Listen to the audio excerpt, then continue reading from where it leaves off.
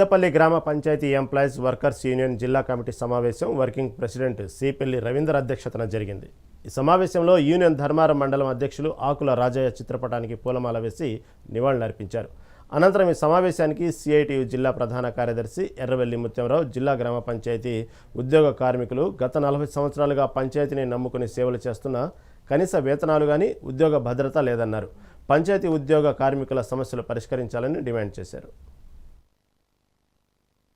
Panchayat employees and workers union CITU జిల్లా committee సమావేశం జరిగింది. ఇందులో గ్రామ పంచాయతీ కార్మికులు ఎదుర్కొంటున్నటువంటి సమస్యలన్నింటినీ చర్చించి వాటి పరిష్కారం కోసం భవిష్యత్ కార్యాచరణను రూపొందించడం జరిగింది.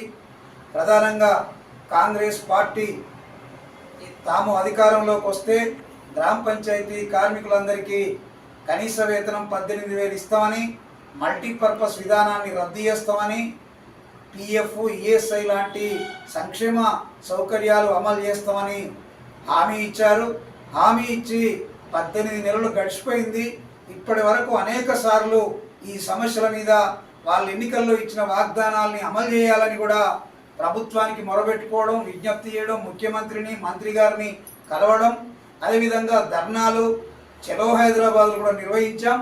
అయినా కూడా ఈ సమస్యల్లో ఏ ఒక్కటి కూడా ఇప్పటి వరకు రాష్ట్ర ప్రభుత్వం పరిష్కరించలేదు. అన్ని పెండింగ్లోనే ఉన్నాయి. చివరికి గ్రీన్ ఛానల్ ద్వారా ప్రతి నెల వేతనాలు ఇస్తామన్నటువంటి హామీని కూడా అమలు చేయకుండా 3 నెలలకోసారి, 4 నెలలకోసారి జీతాలు వేసేటువంటి పరిస్థితి ఉంది.